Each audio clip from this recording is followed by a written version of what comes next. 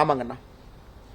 So எல்லோருக்குமே இதில் ஒரு பெரிய பிரச்சனையாக இருப்பது தேர்தல் நடந்த பிறகு யாருக்குமே தனி மெஜாரிட்டி கிடைக்கல, அல்லது அவர்களுக்கு இடையில ஒரு கூட்டணியில் சப்போர்ட் கொடுத்த ஒரு கட்சி வாபஸ் வாங்கிட்டாங்க. அப்படி இருக்கும் பொழுது எப்படி நாம் அதை சமாளிக்க போகிறோம்? அது ஆர்டிகல் 83 அதுவும் கூட ஒரு ஐடியா நமக்கு கொடுத்துருக்குறாங்க. நாங்கள் எப்படி இதை கொண்டு போக போகிறோம்? குறிப்பாக ஆர்டிகல் 83 அவங்க சொல்லியிருப்பது, when the house of people இரண்டா பிரிச்சிருக்கிறாங்க. ஒன்று பாராளுமன்றம், ஒன்று சட்டமன்றம். when the house of people is dissolved sooner than the expiry of its full term, அதனுடைய 5 ஆண்டுகளுக்கு முன்பு பாராளுமன்றம், குறிப்பா லோக்சபா, அது டிசால்வ் பண்றாங்கன்னா, the new house of people constituted pursuant to elections occasioned by such dissolution shall continue for such period as is equal to the unexpired term of the immediately preceding house of people. அதாவது இதற்கு முன்பு 5 ஆண்டு காலம் இருந்த ஒரு ஒரே நாடு ஒரே தேர்தல் வந்த பிறகு, ஏன்னா ஹவுஸ் ஆஃப் பீப்புளுக்கு இந்த பிரச்சனை இல்லைங்கண்ணா, ஏன்னா அது 5 இயர்ஸ் கம்ப்ளீட் பண்ண பிறகு வருது. அதன் பிறகு யாராச்சும் ஒருத்தவங்க வாபஸ் வாங்கிட்டாங்க அப்படின்னா, அந்த period is equal to the unexpired term of the immediately preceding House of People அப்படிங்கிறாங்க.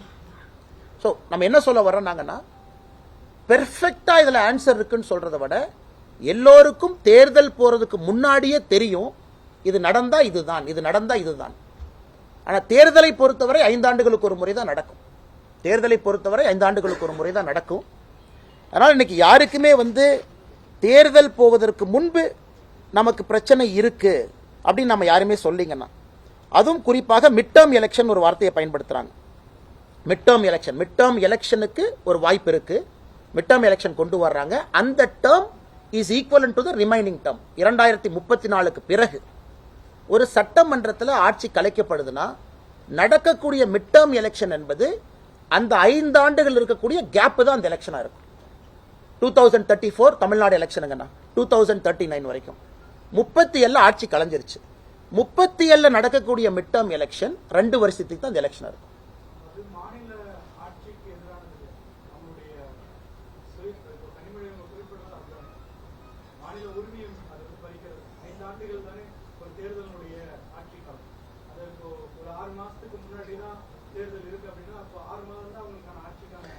அதே கனிமொழி அக்கா சொல்ற அதே லாஜிக்ல நீங்க பாத்தீங்கன்னா, இன்னைக்கு எத்தனையோ இடத்துல எலெக்ஷன் நடந்த பிறகு அரசியல் கட்சிகள் அவர்களாகவே ஒரு புதிய எலெக்ஷனுக்கு தள்ளுறாங்க நம்மளே.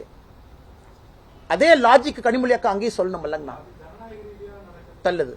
தள்ளுறாங்க. ஆனா இல்லைங்கண்ணா, ஓட்டு போடும் போதே உங்களுக்கு தெரிஞ்சிருது. ஆனா நம்ம முன்னாடி பண்ணல. 2034 இருந்து நடக்கக்கூடிய தேர்தல் ஓட்டு போடும் போதே மக்களுக்கு தெரியும் இது 5 ஆண்டுகள் தான்.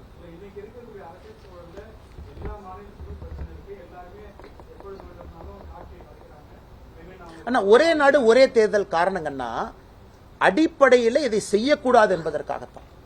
இப்ப 2037 ஒரு எலெக்ஷன் நடக்குதுன்னா, அது 2 ஆண்டுகளுக்கு மட்டும்தான் தெரிஞ்சுதான் மக்கள் ஓட்டு போட போறாங்கன்னா, அந்த 2037 தேர்தலில் போடுறவங்க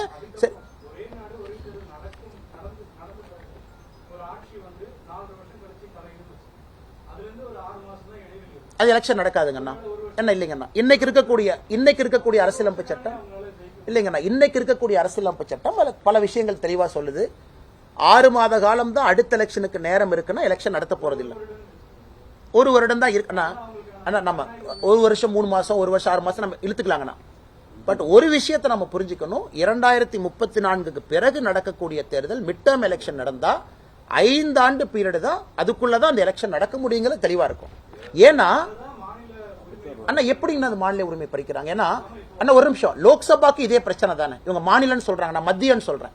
2034 அமையக்கூடிய மத்திய அரசு அது 2036 டிசால்வ் ஆகுதுன்னா, அந்த அரசுக்கு நடக்கக்கூடிய தேர்தலும் 2039 தானங்கண்ணா. பெரிய ஆபத்து இல்லையாங்கண்ணா? அண்ணா தேர்தல் நடக்கும் வரை என்ன ஆபத்துங்கண்ணா? நாட்டில் ஒரு தேர்தல் நடக்கும் வரை என்ன ஆபத்துங்கண்ணா?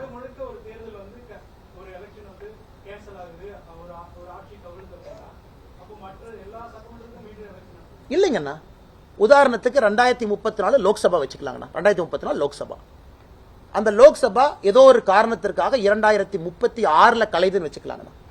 அப்ப 2036 நடக்கக்கூடிய லோக்சபா எலெக்ஷன் தனியா நடக்கும். அதனுடைய பீரியட் 3 வருஷம் தான். அப்ப 2039 எல்லா லோக்சபாவும் அசம்பிளி அதே மாதிரி நடக்கும். இல்ல எங்கேயும் தவறு இல்லையாங்கண்ணா? அவ்வளவுதாங்கண்ணா, 5 ஆண்டுக்கு ஒரு முறை தான்.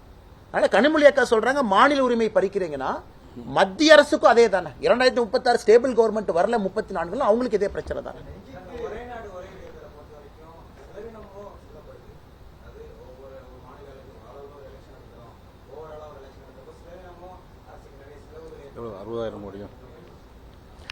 டிஆர் பாலு ஒன்னு இன்னைக்கு பாராளுமன்றத்தில் ஒரு நம்பர் பயன்படுத்துறாங்க சொல்றாங்க. டிஆர் பாலு ஒன்னு ஒரு நம்பர் பயன்படுத்துறாங்க. 10,000 கோடி ரூபாய் ஒரே நேரத்தில் நம்ம நடத்துறோம். அப்ப நாம வந்து இவிஎம் மிஷின் ஒரே நேரத்தில் வாங்கணும். ஆனா இதா இருந்தா இவிஎம் மிஷின் ரொட்டேட் பண்றீங்க. இன்னைக்கு ஒரு ஸ்டேட்ல நடக்கும், 6 மாசம் கழிச்சு ஒரு ஸ்டேட்ல நடக்கும். ஸோ டிஆர் பாலனுடைய கருத்து என்ன, ஒரே நேரத்தில் நீங்க நடத்துறதுனால அவ்வளவு இவிஎம் வேணும். அண்ணா நாம சொல்றது நாட்டினுடைய பொருளாதாரத்தை யோசிச்சு பாருங்க. இன்னைக்கு நீங்க ஒரு வருஷமும் 6 தேர்தல் நடத்துறீங்க. 3 மாசம் மாடல் கோட் ஆஃப் கான்டக்ட். பிரதமர்ல இருந்து முதலமைச்சர்ல இருந்து தேர்தல் பிரச்சாரத்துக்கே 3 மாசம் ஒதுக்கிடுறாங்க ஒரு வருஷத்துக்கு. மாடல் கோட் ஆஃப் வரும்போது பல விஷயத்தை அனௌன்ஸ் பண்ண முடியாத நிலைமை சென்ட்ரல் கவர்மெண்ட்டுக்கு இருக்கு, ஸ்டேட் கவர்மெண்ட்டுக்கு இருக்கு. இது வந்து $4 trillion எக்கானமியினுடைய பொருளாதார இழப்பு பாருங்க. இவிஎம் பொறுத்த வரைக்கும் ஒன் டைம் இன்வெஸ்ட்மெண்ட் பண்றீங்க, 15 வருஷத்துக்கு ஒரு முறை அதை மாத்தணும். டிஆர் பாலு பேசின பேச்சுலதே சொல்றேங்க.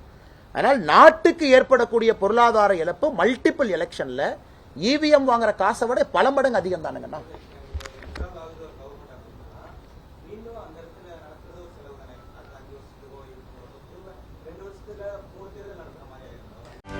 செய்திகளை உடனுக்குடனும் துல்லியமாகவும் தெரிந்து கொள்ள சப்ஸ்கிரைப் பண்ணுங்க.